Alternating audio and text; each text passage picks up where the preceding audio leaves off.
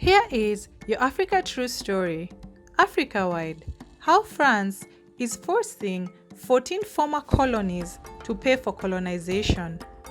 The fact that several African countries have been under the influence of the French for about 75 years now is incomprehensible. Unable to let its colonies go, France continues to exploit African countries with unfair obligation, one of which has raised a raging debate over the years.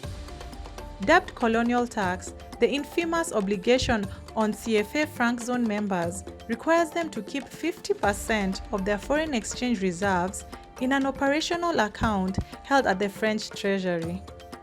The French were reluctant to allow their colonies to have complete freedom. Thus, the colonial rulers felt that their colonies should not benefit from the infrastructure and other development efforts they had made. In Guinea, for example, the French destroyed everything they could not take back to their country. They burnt food, killed cows, and destroyed buildings and books. These outrageous actions were all because Guinea wanted independence. Other colonies that made efforts toward independence met resistance from the French in the form of coups that ex-French foreign legionnaires implemented against elected presidents. Seeing that the fight for independence was inevitable, France decided to grant its colonies free rule. However, countries had to sign cooperation pacts that ensured that their ties were not severed. These accords tied the former colonies to the franc, the French educational system, and its military commercial preferences. The colonial pact between France and its former colonies indicates a ruler that was not ready to let go. The European nation has benefited from this pact because the African countries contribute up to $500 billion to its treasury every year. The obligation that France subjected these countries to during the colonial pact include 1.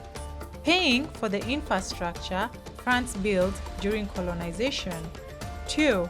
Keeping 50% of their foreign reserve in the French treasury, with 14 African countries having been doing this for years. Interestingly, these countries can only access 15% of their reserves each year. If they need more, they have to borrow it. 3. France has the first right to purchase any natural resource discovered. 4. French companies have dibs on all government procurement bids. 5. Senior military officers are only to be trained in France. 6. France has the right to deploy its military in the African countries and make French the official language both in education and in communication. 7. Using the French colonial currency, former colonies have to send a reserve report to France. 8. Ex-colonies cannot enter into military alliances with other countries without approval from France. And lastly, ex-colonies are required to join forces with France during war or a global crisis. The ex-French colonies that agreed to this pact did so because they were afraid of facing the same consequences that other colonies experienced. The colonial tax has been viewed as a form of exploitation and neocolonialism.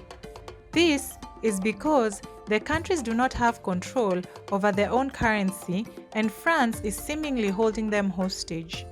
The lack of control for these 14 countries has made a fraction of them look for a way out. An example of their lack of control is that they have no idea how much of the funds they send to the French treasury belongs to them. In March 2008, former French President Jacques Chirac said, quote, "Without Africa, France will slide down into the ranks of a third world power," and that Chirac's predecessor François Mitterrand already prophesied in 1957, quote, "Without Africa, France will have no history in the 21st century." Currently, these 14 countries are obliged by France through this exploitative colonial pact to put 85% of their foreign reserve into France's central bank under French Minister of Finance control.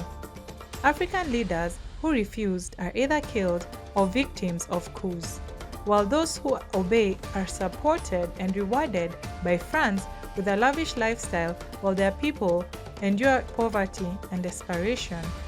It's such an evil system, even denounced by the European Union, but France is not ready to move from that colonial system, which puts about $500 billion from Africa to its treasury year in, year out.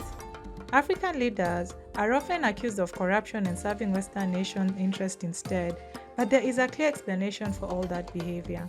They behave so because they are afraid of being killed or victims of coups. They want a powerful nation to back them in case of aggression or trouble.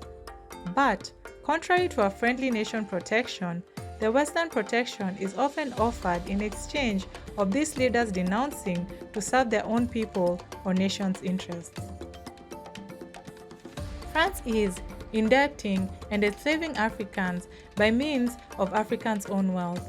France grants credits to Africa with exaggerated interest rates of 5 to 6% or even more. The allegory of bleeding Africa and feeding France is unfortunately no exaggeration, but something that needs to come to an immediate stop. Thanks for watching. Please subscribe, follow, share, and like our video. It's the best way of supporting us. And remember, Africa is watching.